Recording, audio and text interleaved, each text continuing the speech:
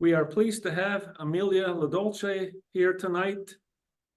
She joined VINES as the organization's first executive director in February of 2016. As a volunteer, Amelia began working with VINES in 2007 as a founding board member and the coordinator of the Liberty Street Community Garden. Prior to joining VINES, Amelia worked for United Way of Broome County, spearheading the Healthy Lifestyles Coalition's Eat Well, Play Hard Binghamton project. This was a pilot initiative working to improve the health of families on the north side of Binghamton. And she also worked as the City of Binghamton, for the City of Binghamton as the city's sustainable development planner. She holds a master's degree in agriculture, food, and the environment from Tufts University's Friedman School of Nutrition, Science, and Policy.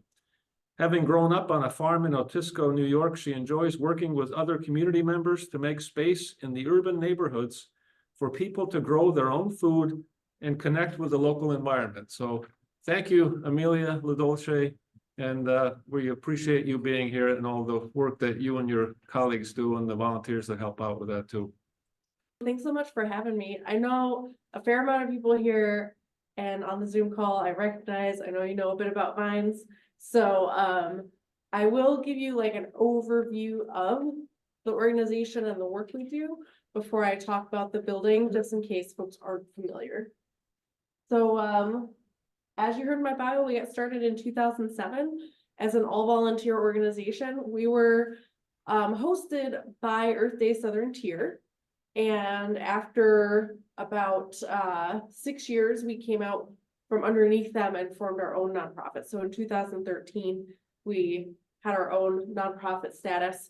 But those first 6 years, it was really just primarily volunteer and some seasonal part-time staff. So while I've been with the organization for I'm going into my 8th year now. Really, that's been the majority of time that we've had staff. And we, we've really grown over the last 7 years because we've had an executive director. We've had the capacity to fundraise and get more grants and to really expand the work we do. So, but we still do have a ton of volunteer support to make the work we do possible. So, what's our mission? I don't know how to make this guy hide. Does anybody? Maybe I'll move it down. Make it full screen. Yeah, this doesn't seem to want to hide. That's okay. We'll make do. I'm working backwards here. So bear with me. Whoop. All right, that may be the best I can do at the moment. So our mission is to create a just and sustainable food system. And we do that by helping people to be able to grow their own food, access locally grown food, and through all of our programs, which support people in their learning and development. So what are some of the benefits of community gardens and urban agriculture? There's a ton, not just improving food access for folks, but neighborhood beautification, creating opportunities for people to connect with their neighbors, and providing education, and also creating more opportunities for recreation and exercise and socializing. Just gardening naturally gets you moving, right? And so it doesn't, exercise doesn't have to mean going to the gym and working out with a machine. It could just be doing tasks that you really enjoy, and gardening is a really valuable way to do that. All right. We have a number of programs at this point. I'll touch base on each of these. But we started off with just community gardens in 2007. And it was and then in 2010, we started our urban farm. And really it was 2013 and on that our programs really expanded. That's when we started Farm Share and more. So first, community gardens. What's a community garden? So it's a space that's managed collectively by the neighborhood to allow people to grow food for themselves. So we have 22 gardens around the county. We're in Binghamton, Jay-Z, Endicott, Endwell, Vestal, Port Dick, Hillcrest, as well at this point. At 22 community gardens, we have over 500 raised beds that people can rent for themselves and grow food in. We took over management of the Otisco garden a couple of years ago. That garden in itself has 100 plots. It's massive. And each of these plots is rented for $20 to $30 a year. With a no questions asked discount. So about half of our beds are rented out for free each year. That's okay. I'm happy to have you help me out. Thank you. Yeah, here, let me see about, I'll let you try to figure that out for a second and then. Oh, that might be video control. There we go. Yay. Thank you. All right. Here's a map of all of our gardens around the county at this point, and we have another one planned for this year going in on Floral Ave across the street from the cemetery, just pretty close to where the cemetery and that park meet. And the last garden we built was on Oak Street, and that's in partnership with the American Civic Association.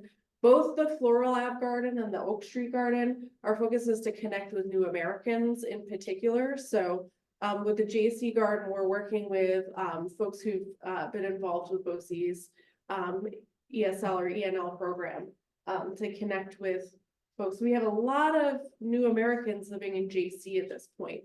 And so we really, we want to help make sure that they can grow food safely. And we'll talk more about that issue in a moment. But this is going to look pretty familiar to Scott. And some of you who have seen this garden progress along the way, this is our Gregory Lane Community Garden. Before it was built in 2012, and here we are on a nice rainy day building it. Scott remembers we got the soil delivered right where the beds were going. So we had to build the beds and slowly move the soil until the soil was out of the way to put everything where it needed to be. Lesson learned. Be there when the soil truck arrives. And you know, familiar face here again. There's Scott and Kathy at the garden. They've really made it a beautiful, beautiful space, not only for those who are gardening there, but everybody in the neighborhood. And you know, it's really, they're like a testament to like how our gardens work. It really comes down to that local neighborhood leadership and ownership. And we're very fortunate to have them literally living behind the garden, and it's kind of like an extended backyard for them, which is perfect for us and really great for the community. Works out great. At this garden, you've got, Scott, how many beds do you have total? 29. 29. Used to have 30, but one fell apart. Yeah, I know, it's crazy. The lumber is finally starting to fall apart a little bit on some of these beds. And I was like, you know, when we built them, it was like, oh, well, they have 10 years easy, at least a good life. And then 10 years is gone in 2 seconds. So, but there's a number of, the majority of the beds here are this kind of traditional raised bed that we have that you'll see at most of our gardens. But then we also put in a concrete pad and put in some accessible beds. So there's beds that both you could just use standing, and then those ones that are V-shaped are wheel under beds, so you can work from a chair if you need. And we've been working on putting in more of these gardens around the community, and we've been focusing on both, like, you know, does the site have enough space? Then we put them in. That's a no-brainer. We need the extra space for that because you have to have a lot of space to move around the beds. And you gotta have the right spot to put the concrete pad in. But we also are looking to see, you know, if certain neighborhoods there are higher populations of elderly folks, so that may have, or folks that might have mobility challenges. So we're focusing on making sure we're getting those kinds of beds into those neighborhoods. Our urban farm is in downtown Binghamton, and this is different than our community gardens in that we're growing for production and for sale. So we've got 2¼ acres now at that farm on Tudor Street, which is off of Susquehanna. And we're selling our produce through our farm share program. I'll tell you more about. We also have a pop-up farm stand on Susquehanna Street during the growing season, and you can often find our produce at Old Barn Market. And also still Lost Dog buy some of our produce sometimes. We often sell collard greens to Big Zeus So we're selling to some restaurants too. But here is a before of the Tudor Street farm. This was early in 2010. This was, you know, probably in February or so.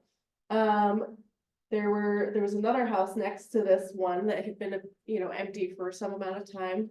And the city, I was working in City Hall at the time, and we're doing all these demolitions to get all these New York State funds to take houses down. And then it's like, what do you do with these empty lots? So we had this 1/4 acre parcel or set of 4 parcels that made up a 1/4 acre. We thought, well, what could be done here? And so the idea was to start a farm with a youth program component, because, you know, when I was in City Hall, we were looking at a number of different issues, and one of them was that there's not enough employment opportunities and youth development opportunities for teens in our neighborhood. So this is April of that year. The first 2 houses are down, 2 more to go. You can kind of see in the back here, they're burnt out. They're so close together that one caught fire, the other caught fire.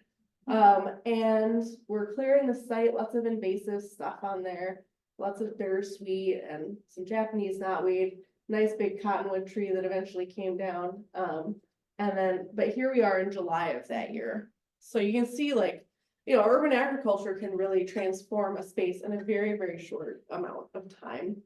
That's, you know, 5-6 months of time. But I think that this audience understands that the earth, like, keeps moving on despite humans, right? You know, like, the plants will take over if we just stop intervening, as you know. So it's easy enough to get some vegetation growing, and even an urban lot that doesn't have, you know, the best soil. Plants can thrive in all kinds of conditions. So we brought in compost and soil and built like lasagna style beds, layering those on top, so that we can make sure we're growing food safely. One of the issues that we face in the urban environment is lead contamination from the paint that's been on our houses and from gasoline over the years. So for us, we always bring in clean soil and grow on top of what exists there to be safe. All right, so here's some pictures of the farm over the years with our youth employment program. And again, you can just see like how green and lush things get if you just, you know, give plants the space to grow. Much nicer thing to look at than a bunch of abandoned houses or just an empty lot. Here's a picture from before we expanded after the floods. So this is our site. It goes from Tudor back to Varick Street here. So this is Varick Street over here, and had a narrow little strip there. This is our first initial 1/4 acre. But as you know, we had 2 big floods. So this neighborhood was flooded twice. In 2011, obviously the worst one. And so after that, the city and FEMA got together and offered a buyout to folks in the neighborhood since they had been flooded twice on this block. We've expanded. Right here is where that greenhouse, the house in the green color over here was. And we got solar panels in, put in an additional hoop house. But we took over an additional 1 3/4 acres of land to grow on. And I'll show you an aerial photo. So our initial 1/4 acre was here. You can see our first hoop house. And then we expanded onto basically like just a little bit more on that side of the block. Hopefully everybody on the computer, I think you can see my mouse too. And then all over here, we took over this almost entire city block. I need to get a friend with a drone to get me an updated picture that you can see with like the new hoop houses and everything. We got control of it at the end of 2019. So a lot of our expansion started during the pandemic. So a lot of folks didn't see it happen at first.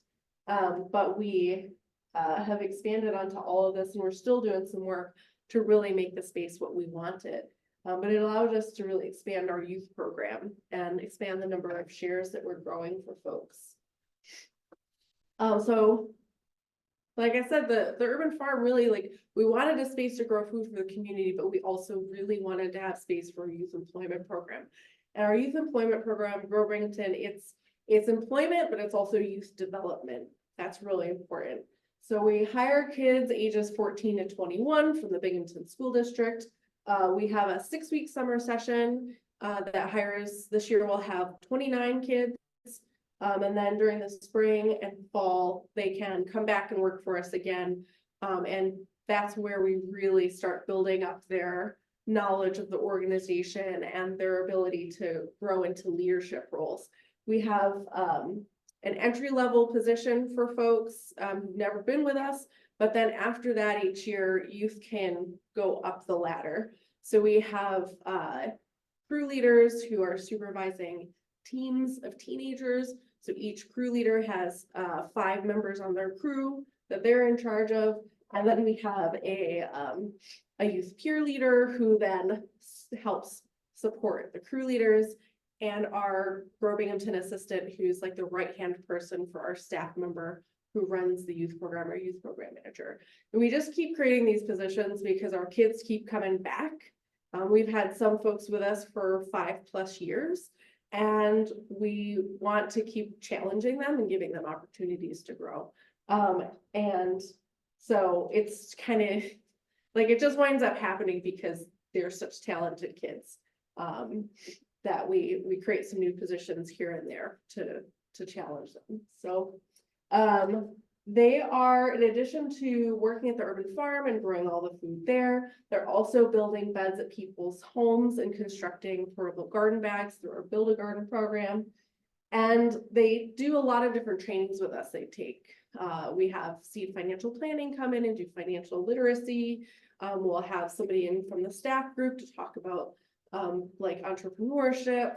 We'll bring them to BU and SUNY Broome. We'll also take them to different farms so they can see what large-scale organic farming looks like. But also we go to Jada Hill, which has goats and makes soap. So they get to see a lot of things in our community that they might not otherwise, especially farms, right? When you're living in the city, you're not often, hanging out at farms as a kid, right? That's not a thing at this point. So they get to see a larger part of our community beyond the urban environment also. And I'll share one little anecdote from one of our youth, Tati, who has been with us a number of years. She actually left, came back, as she's older now and in college, and she's been in some of our higher level leadership roles. But when she told me the other day, this past summer, that when she started the program, her goal was to become a realtor so she could make a lot of money and buy like a really nice condo that just in a high-rise building. That was like her dream. And now she wants to homestead. And and she's like, she got to the farm at the beginning of the season, still had her nails done, had on fake nails, and she was like, oh shoot, it's weeding time. All right, we're ripping these babies off. And she just like gets right to it. And it's cool to see, a lot of people told us when we first started this, urban kids don't want to farm. And it's like, you give them a little more credit than that. They just haven't had the opportunity, right? Most people, given the chance, find some value in growing food. So why farm with young people? Not only does it give them opportunities to start building their employment experience, but it gives them meaningful things to do. So a lot of the jobs for teens in our community, it's all service jobs, right? It's Burger King, it's maybe checkout at Weiss. So having a job where you're actually giving back to the community is also super meaningful and makes a big impact on the folks that we serve through our youth program. As I mentioned, it's also leads to a lot of personal change, and then hopefully the goal is really social change. We want to have our youth see themselves as leaders in this community and to have the voice and the capacity to stand up when they see things in their community that they don't believe in, then they want to change. And then also, of course, reconnecting folks with where our food comes from. And there's a lot of interdisciplinary learning that goes on. You know, obviously, like, you know, when you garden or you farm, you're using math, you're using the science that you've learned, all kinds of critical thinking and, you know, problem solving skills that are really important for anything that you may do in your life. Here is our crew from this past year. One person clearly didn't want his face shown. Every single picture covered his face, a little booth. But it was a great crew. And it gets easier and easier each year to run this program because the teens who are coming back into the program each year bring a ton of knowledge and help just make everything run smoother. So it's pretty amazing. All right, so the food that they are helping produce goes out through our farm share program. It's like a CSA, a modified CSA or a veggie subscription. So the idea is that you sign up and you get a box of produce every single week. A traditional CSA, community supported agriculture, you're paying upfront for the entire season and the beginning of the year. Some folks might be familiar with Lisa Bludnick's CSA, awesome CSA. But one of the problems is that if you are low moderate income, you might not have the ability to pay for all of your produce for the year at the beginning, right? It's great for farmers to have that guaranteed income, but it just doesn't work for a huge portion of our population. So we took the model and modified it so that people can pay biweekly or monthly. They get up to 75% off their share. And we have 3 different farms participating, and each farm has 3 different farm share sizes. So there's a lot of choice involved, more than a regular CSA. And we've got 14 distribution sites in neighborhoods, as well as a home delivery option. So we're overcoming a lot of the barriers that people face to getting fresh produce by making it accessible and reducing the need for personal transportation, and then also addressing the cost issue. So this past year, we provided about $41,000 in discounts. This year, we project $45,000 in discounts. It is an all-income CSA program, so anybody can be a member. So if you're interested, I recommend checking it out. We also have a solidarity share option, so you can add $3 or $5 to your share price to then help pay for the discounts for other folks. And that participation, even just people paying full price, helps the program work so that we can serve a larger population of folks who are getting discounts. All of the distribution sites are run by volunteers. And just like Scott, I forgot to mention with the community gardens, each community garden is run by a set of volunteers. So for my community garden program and for my farm share program, I've only got half-time staff members running those programs. So it's really all the volunteer labor that makes it possible. We will be looking for volunteers this summer to help us run distribution sites and do home delivery. So if you're interested, let me know. This past year, we distributed farm shares to over 700 community members, 4,100 shares in total. Like I said, about $4,000 in discounts. 56% of our members are getting a discount. So more than half of our members. And it has a real impact, not only just on food security, but people's diet and we know what we eat has a big impact on our health. And so, you know, we're hoping that the medical community will see the value in this, and they're moving to funding more innovative ways to reduce chronic disease. And we have had some luck in having some funding from the healthcare system for farm shares, and we're hoping that that's going to expand with the Medicaid redesign work that's going on. But, you know, being a part of a program that gives you produce every single week will increase your fruit and vegetable intake. And what's that going to do? That's going to decrease heart disease, diabetes, and a bunch of other different chronic diseases that are diet related. Right. And then I just want to mention real quick, we have our free Green Thumb workshops. We'll hold probably about 50 workshops this year. We held 30 last year, but we added a staff position this year so we can really boost this up. And we're going to be doing on-site workshops right at gardens to help folks who, you know, maybe are less likely to come downtown for a workshop or come to a library for a workshop. So pretty excited about that. But if you're interested, you know, we're gonna have a seed starting workshop soon. We'll do also various cooking classes. Last year we had a Japanese cooking class, Ghanaian cooking class, plant-based cooking. So all kinds of interesting things. We also had somebody teach us how to make yarn from flax that we grew at the farm. So, you know, there's all kinds of cool things. Where do you find that information? Oh, yes, on our website, vinesgardens.org. And if you go to our website and scroll right down to the bottom, you'll see a sign up link. You can put your email in and then you'll get signed up for all of our emails and we'll send it out that way. And also you can follow us on Facebook. We post really regularly about all of our events. But I think the email, if you're good with your email, that's a really good way to get all of our information. We also started actually a cultivation calendar. It's a free service where you get texts and email or an email, your choice, with gardening tips that are based on where we are in the season. So this time of year, this is what you should be doing. Okay, now it's fall. What do you need to do to put your garden to bed? That kind of stuff. Last program I'll talk about is our Build a Garden program. I mentioned our teens are doing this. They're building garden beds at people's homes. We started this during the pandemic because everybody wanted to garden. And we were so concerned about people getting into lead contaminated soil. Has anybody ever tested their yard around here for lead?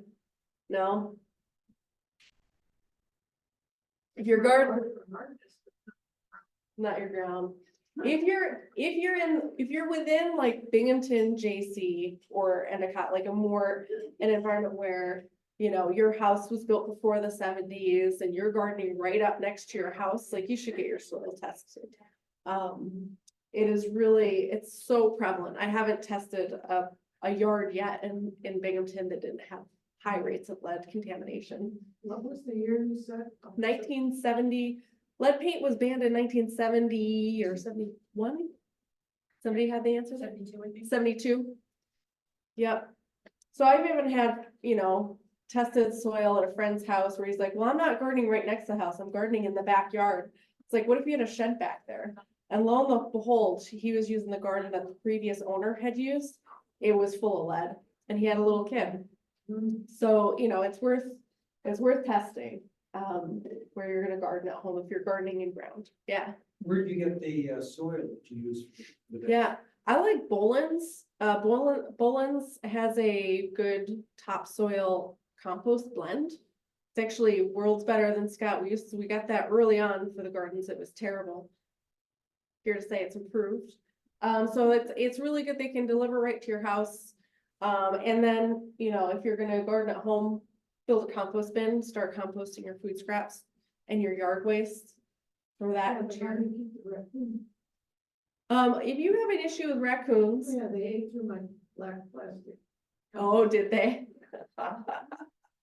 Oh man, they're crafty buggers. You could build something with mesh, like you can either use a pallet system or build something with like a hardware cloth. There's a lot of good designs out there. We'll have a composting class this year. If you're interested in coming to that, Josh will be teaching that, Josh Enderly, and he can teach you about all kinds of different composting setups you could use. So this program is open right now. In the fall, we'll build raised beds at people's houses. During the spring, we'll provide portable garden bags to folks. So if you know anybody who could be interested in this, we'll be opening that up soon. It's a pay what you can program, and then we give folks free seeds and gardening advice through the program also. All right, so on to the building. So I mentioned we've had a lot of growth in recent years. We're not that old of an organization. We're 16 years old at this point. But like I said, in the last 8 years, there's been a tremendous amount of growth. And while we've been really fortunate to have a great space right in downtown Binghamton, we've got an office in the United Presbyterian Church. It's where Habitat for Humanity got their start too. Like they, it's been a good little incubator for small organizations. We're just outgrowing it. We don't have enough desk space to bring on more people. I've got people sharing desks at this point and just juggling schedules. So we wanted to build, well, we knew we needed a new space. We looked at our options. Obviously, reusing an existing building first is, the ideal. But we needed something within walking distance of the urban farm. And in that neighborhood, it's really primarily residential housing. And that just doesn't make for a good office space. And what little office space there is it's just not suitable for us really. And it's used, it's not vacant. So we started then considering building new, and we found some empty lots in the neighborhood, bought them from the city, and got to work designing our building. And we knew that if we were going to build new, it's got to be a really green building, both just because of our own values and to serve as a model for the community as to what construction should be like at this point.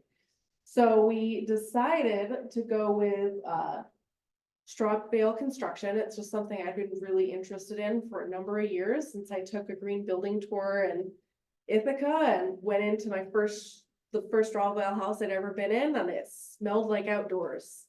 Like there was something so different about it because it doesn't have all of the chemicals in the building materials.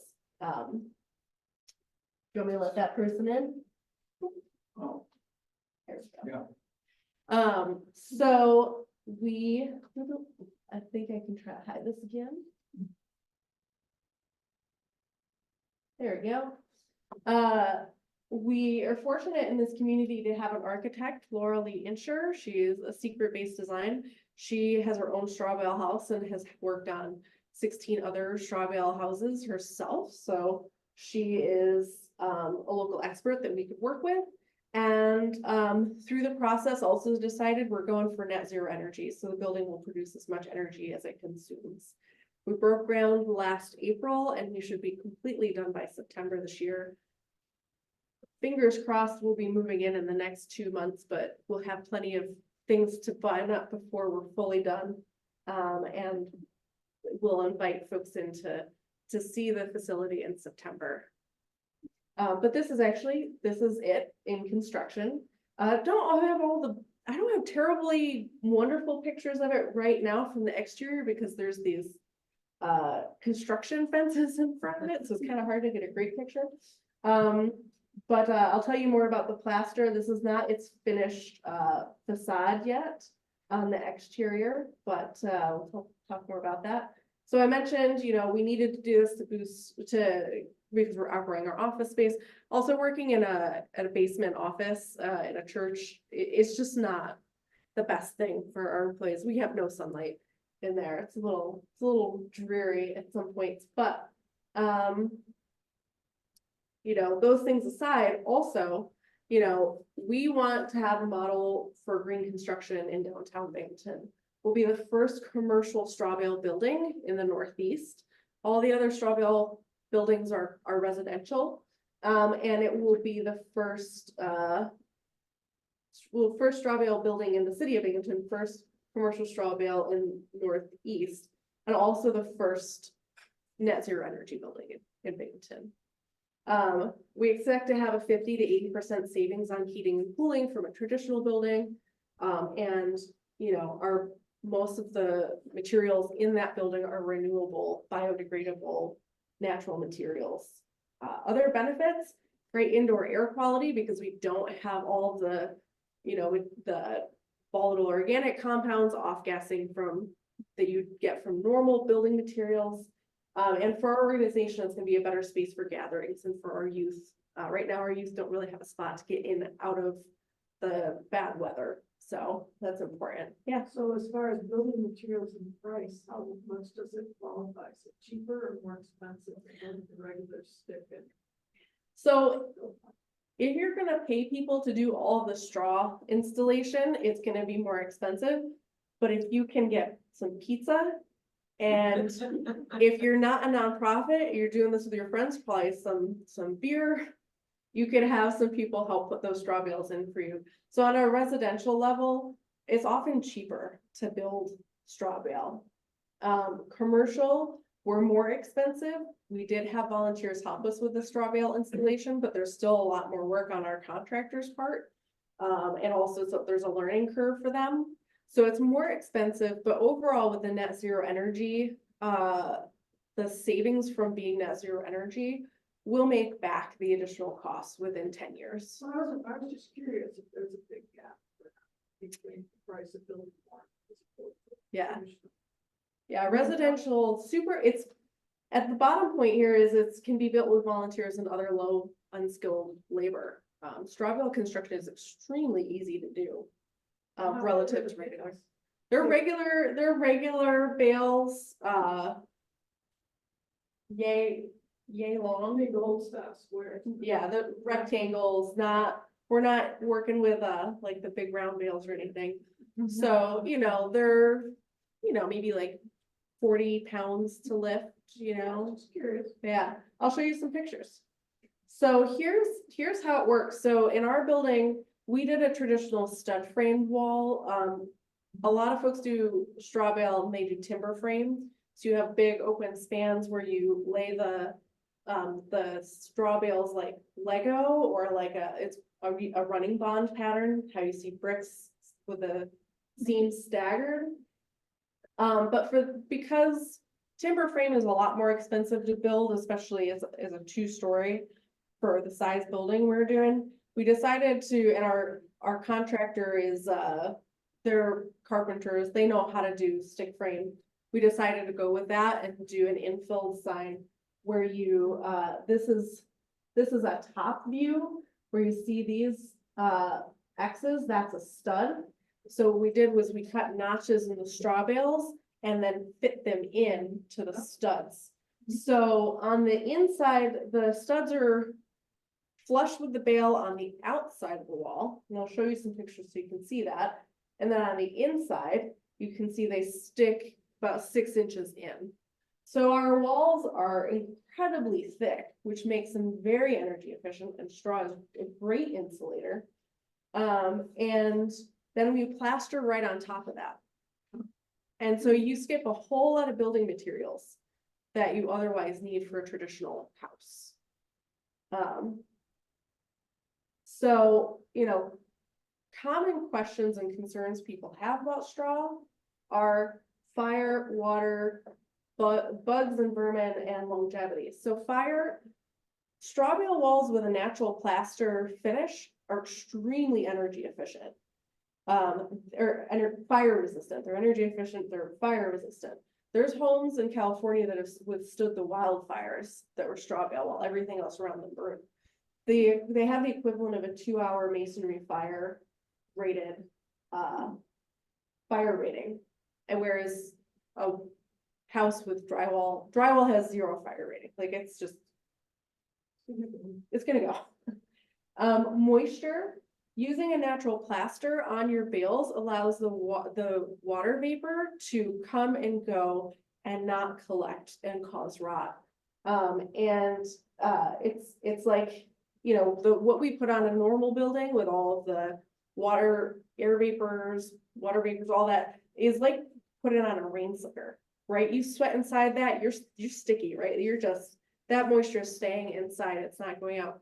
Whereas lime plaster on a straw bale wall is more like a Gore-Tex coat. It breathes, and that's part of the design. And what's interesting too is if you get moisture buildup in that wall, you can see it. The plaster is going to discolor. Whereas in a normal wall, you don't know until you open it up, you do some renovation, you realize like everything on your window's rotten, right? So it's pretty interesting in that way. And then straw is not a food source for mice or anything else. It's the spent, it's what is left after you take the grain out of a crop, like oats, wheat, etc. So insects and mice, they're not interested in it. Whereas hay is a food source, straw is not. And longevity, there's homes now over 100 years old in Nebraska that were built with straw bale construction that are still in perfect condition. So it really can last. There's some great articles out there about how these buildings got their start when the baling machine was invented in the plains to create energy efficient homes that were easy to build. So here's some pictures of us getting bales in the wall. We notch them out, like I said, to sit into the studs and also to work around like windows and things using chainsaws. It's really pretty simple. And we had volunteers from Habitat for Humanity, as well as our own volunteers helping us set the bales. We got all of them in about 2 weeks, which was a pretty good rate of getting those in. You see, this is the exterior of the building. That straw sits just flush with those studs. That metal strap, that's diagonal so that the building won't can't lean left or right along the wall. Exactly, yeah, so there's spots where we have, certain bracing just to help keep everything aligned, because, with a normal stick built house, you then put plywood or other sheeting underneath it or on top of that, and that helps with some racking. So for this, since we're not doing that, we have to add straps. And in the previous picture, there was somebody that looked like a sledgehammer. What's that person doing? Yeah, so basically what we did was, what's that? Yeah, pound, yeah, so the nickname for this device is called a persuader. So it helps persuade your bales into place. This first course of straw goes into rebar that is coming up out of the building, out of the concrete. So it helps keep that bale in place. But also sometimes the spots can be a little tight, so use that to get it into place. And it's just a section of, it's like I think it's a 2x6. Thor's hammer. Yeah. Okay. And they took, I think, an axe and took the handle off of it and then or maybe it was just a regular sledge. They took the handle or contractor and then just attached that. Okay. There are a couple of specialized tools. There's that, and then there's what's called a bale needle that you make out of some rebar. So you can, not rebar, flat metal, and put a notch into it. So you put twine on it and feed that through the bale. So I'll describe that. So each bale is basically tied to the stud. So you've got your stud, bale, you send some twine through on your needle, wrap it around, and then you tie it. So each bale is tied to its neighbor, which is tied to its neighbor, et cetera, et cetera, et cetera. So it's just holding things in place against each other and turns them into one kind of unit. But basically, yeah, go ahead. Yeah. So another question? Is that rope a natural rope, or do you use something that's never going to decay? So you can use a plastic twine, or you can use just like the regular, what is it made out of, like jute or something, twine that you get at Agway. But so we used the plastic twine's actually a little easier to get in, Yeah. and to get in large quantity at this point. So that's actually what we did use. Okay. Yeah. So let's see. So once these walls are in, here you can see an inside wall when it's all installed. It's just looks like a flat stack of straw bales. Then comes the plaster, and this is going directly on the bales. We use our scratch coat, which is the first coat that goes on. And I think it's called a scratch coat because once you get it on, you notch it so that you have something for the next to adhere to. But it's chopped straw, clay, lime, and water. And you mix it up, and then you can put it on with your hands, or if you're really good with plaster and you can use a hawk and a trowel, you put it on with a trowel. We had a group of volunteers in to learn about natural plaster, and here they are applying it to the wall. After that scratch coat dries, after about a week or so or more, depending on the humidity, temperature, etc., then you can put your final coat on. Actually, I think you gotta let sorry, I apologize. I'm gonna restate that. The scratch coat, you gotta let cure for like a month. And then you can go to your final coat. Because we were doing this in September, we couldn't do our final coat until, on the outside of the building until the spring when it warms up. We'll be able to do it. We have finished the final coat on the inside of the building since that's heated. And that's just a mixture of clay, oh my gosh, I wrote that wrong. It's sand, lime, and water. I apologize. I have to update that. Sand is white. We used white sand, so it would be white, lime, and water. Very easy to mix up, very easy to apply. And then if you want a final coat to just make everything look cohesive, you can do just a lime wash, just straight lime and water, which is what we did. And I'll show you some pictures of this. So here's the scratch coat I mentioned. We built all these little niches into the wall around the building because you can easily carve into straw bales and create like shelves and things like this. So I don't know exactly what we're gonna put in there, but something cute, maybe plants. But it's just they're neat little features. Here we've got a youth from BOCES New Visions program learning how to plaster. So he's working with the hawk, which is the thing you hold that you put a lump of your plaster work on and then you use a trowel to apply from there. And here is our GC. They're putting on the final coat of plaster, which is that clay, lime, and water mix. And you can see there's some variations in colors from how long you work a certain section. It's like if anybody's worked with clay, like to do pottery, you know, the more you work with it, it changes the texture, more sand comes out. And so the more you work the plaster, the more the sand kind of comes forward. So because of that variation, we decided to put on a lime wash, which this is the difference that you get between this kind of variation in color and then a more solid white. And just paintbrushes, thick paintbrushes, and lime with water is what gets it to there. This is a picture of the community room. So we've got a nice, beautiful, big open community room with the ceiling goes up to the second floor. The building is going to be, it's about 4,000 square feet. It's got a bunch of office space, community space, conference rooms, a kitchen right on this, on the side of this community room. So we can teach cooking classes right into that room also. And then this picture is a picture of our truth window. So we left a spot open to the bale so you can see that there's indeed straw in there because you wouldn't know it. You'd have no clue that there's straw in the walls otherwise. Some other green elements, and I'll open it up for more questions.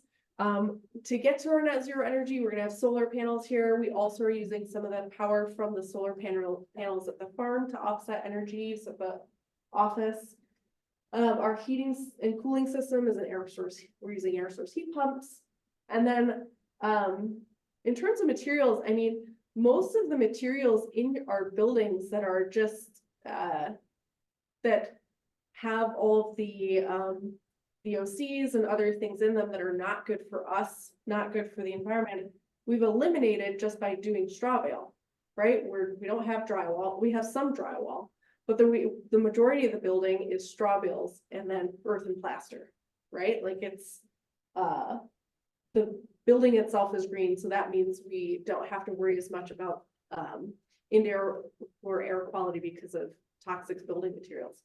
Then we're also using Forbo flooring, which is recycled and made with natural materials, including jute and rubber. Forbo also makes a tack board that we're using on some walls, cycled. And we're using paper stone countertops, which is pressed paper and resin that's recycled. So there's a lot of different things that we're also bringing in just to, you know, highlight what building materials are available. So this word Forbo, is that a trade name or is it a? Yeah. word? It's a trade name, so you could look it up. You can get their material for your house if you ever wanna, if you have a floor you need to replace. It's kind of like linoleum. It's like linoleum, but thicker and more padded. So it's a nice material.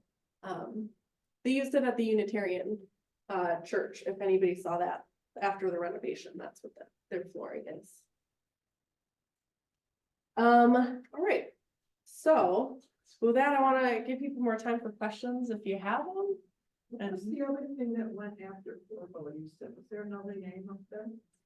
We also are using, Oh, Corbo paper. also makes a tack board, oh, the paper stone. Yeah, and paper stone is the brand material, that's the brand of the type of countertop.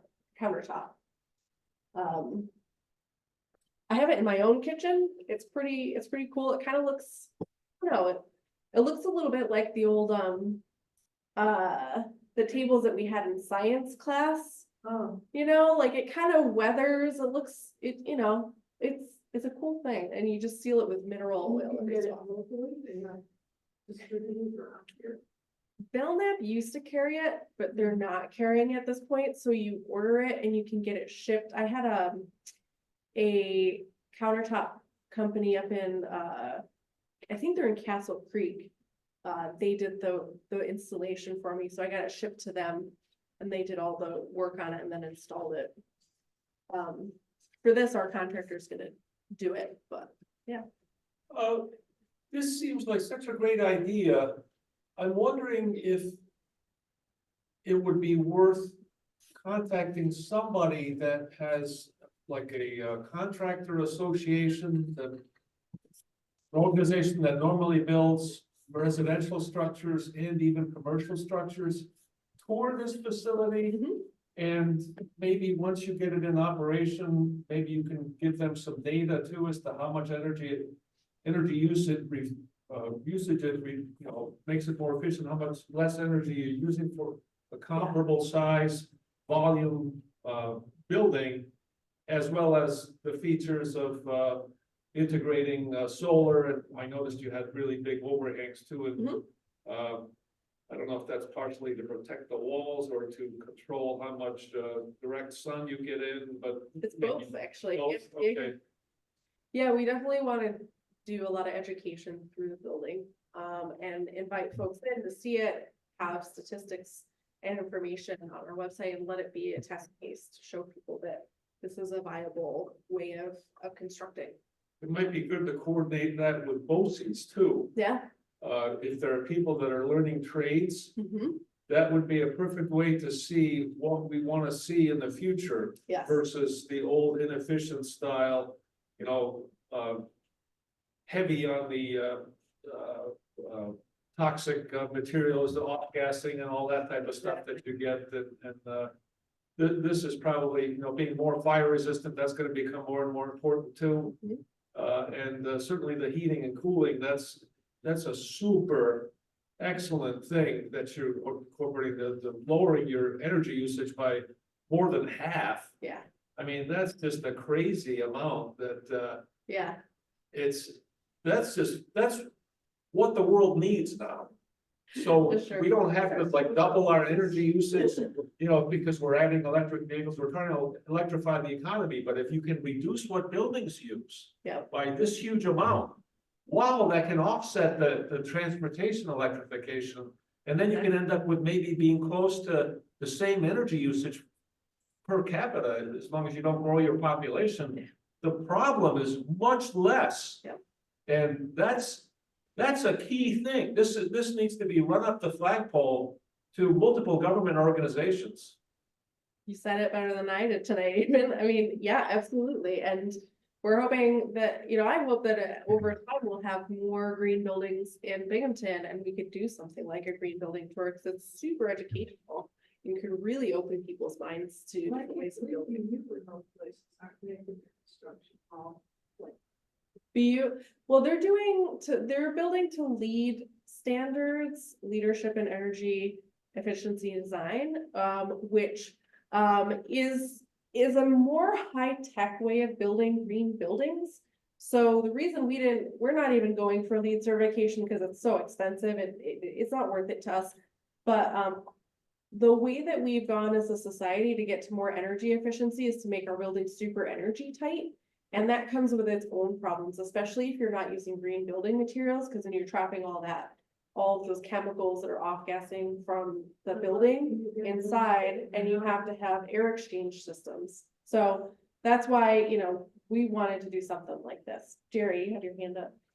Yeah, well, one comment I was thinking was, now we have a local contractor who knows their stuff. So that's good news for the southern tier because they were trained by Laura in all the different techniques of the process. So that I thought was Yes. very, very fun to learn. And my question, I think I might have missed it. You said that part of the solar would be like remotely, like across the street, did you say? Yeah, at the How's farm. that gonna work? Does it have to be like wired into the road or? No, so we're tied into the grid with our solar system. We don't have battery banks. So we're feeding into the grid, Okay. and then when we use energy, it's basically like the meter runs backwards, meter runs forward kind of thing. Not quite.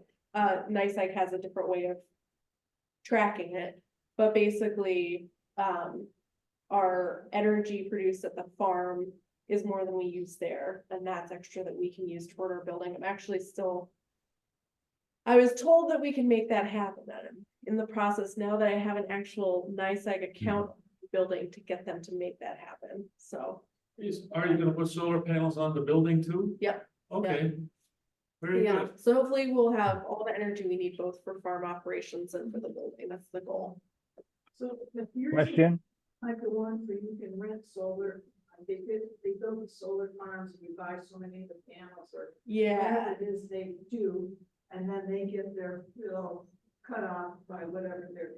exactly. Yeah, community solar is what you're referring to. Yeah, no, ours is not, we're not, the solar panels we put in at the farm, it's not actually that big of a system, so it's not community solar. We don't have that much space. It's really just for our own use. I think somebody online is gonna talk. Yeah, this is Jim. I have I'm gonna if you don't mind, I have three, Jim Taft, 3 questions. Yeah. One, I was walking around the corner of the building today and very impressive. I noticed there's a garage in the back. What's the intention for the garage? Storing our stuff. So, we have a lot of, yeah, we've got, I know, I wish it was big enough, gonna be ready soon enough to help with the move out project. Yeah, no, it's gonna be like storing materials and tools for us. We have stuff kind of all over the place, not just ideal locations. Okay. But- And Yeah. next, on the west side of the building, near the 2nd floor, there are several round vents coming out through the wall. What's that about?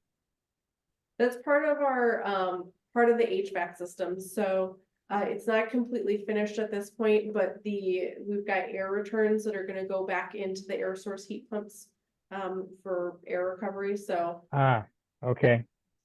Yeah. Okay.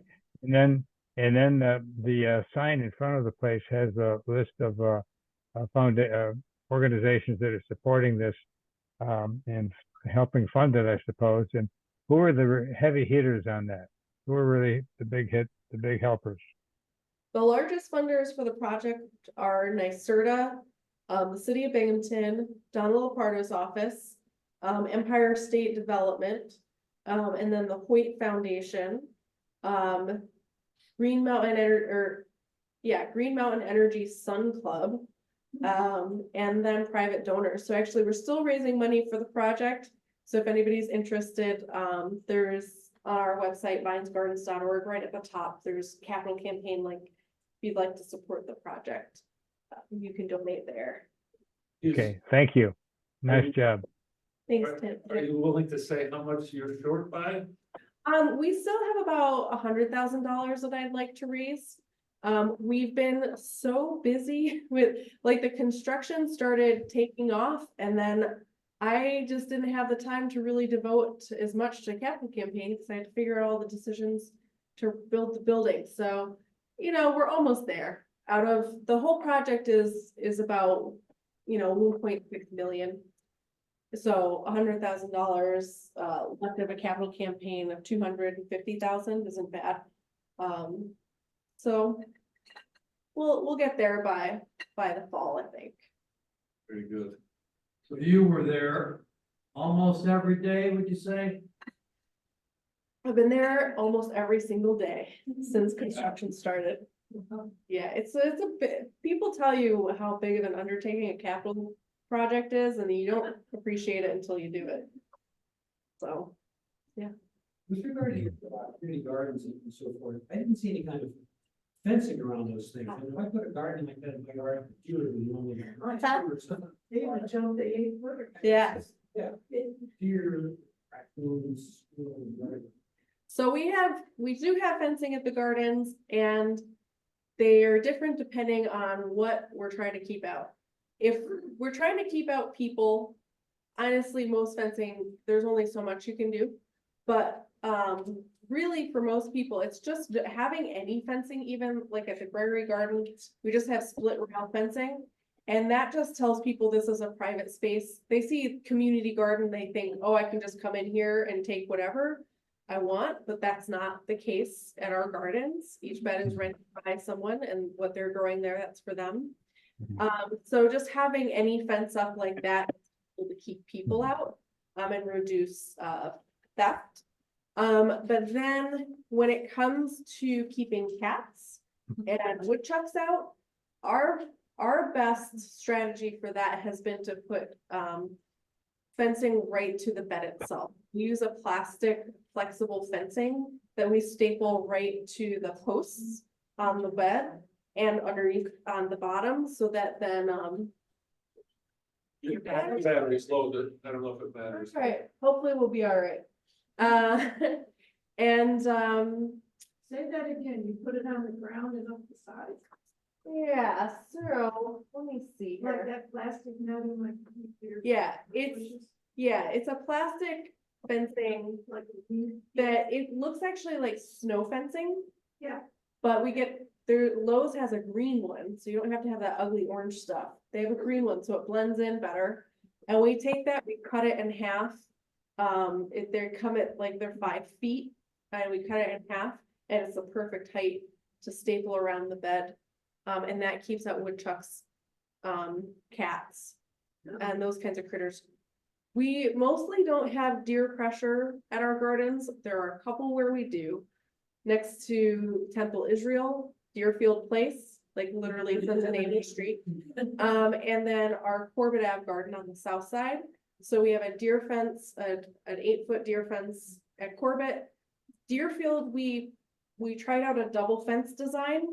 It works. I won't do it again, especially not in clay soil in the hills of Binghamton or Vestal. That project made me almost lose my mind, but because we had to put twice the fence posts in. But you do 2 4-foot tall fences, they got like 4 feet. Deer have bad depth perception, and so they won't jump it. The temple didn't want a tall deer fence. They thought that sounded ugly, so we decided let's try this double fence, and it's worked. Yeah. Yeah. I still, if you can, I just recommend going with like Deer Busters fencing. They've got great solutions. That's what we use now at other sites. Yeah, the brand, they have great products that are good, easy for DIY folks. Yes. What about vandalism or people bothering things? I mean, do you have trouble with that? We have very little trouble. Every so often it kind of crops up. I had an issue a long time ago at Liberty when I was gardening there, and I use this as an example just to show people like how innocent sometimes this stuff can be. We didn't have a fence in front yet. We didn't want to. We didn't want to have a wall against the community. But every year my collard greens would go missing, and one day, some folks here may know this story. One day I was there doing my gardening, and this guy walks by, he's like, oh, hey, how's it going? I love this place. Every year I come by for my birthday and I get myself collard greens. And I'm like, all right, so this guy every year for his birthday is picking my collard greens. He's taking up the whole plant because he doesn't know you can just take the leaves and let the plant keep growing. So I not so bad. Like, I was really annoyed that somebody keeps stealing my collard greens every year, but it's this guy's birthday present. When I talk to him about how to harvest them, like, you know, like, please don't take from them. You can take from mine, it's fine. But that's like the innocence of it, you know, if people are eating an eggplant in your garden, they're probably eating that egg. Right? So people are, most, that's like a part of the temperature, anything to do with the currents. on that food, but you know somebody's eating it. So that's important, but at Otisco 1 year, we did have a fair left, and we have a lot of new Americans growing up there and people who are really relying on that food, so we gave them gift certificates to use at our farm stand to try to compensate for the loss they had. Yeah.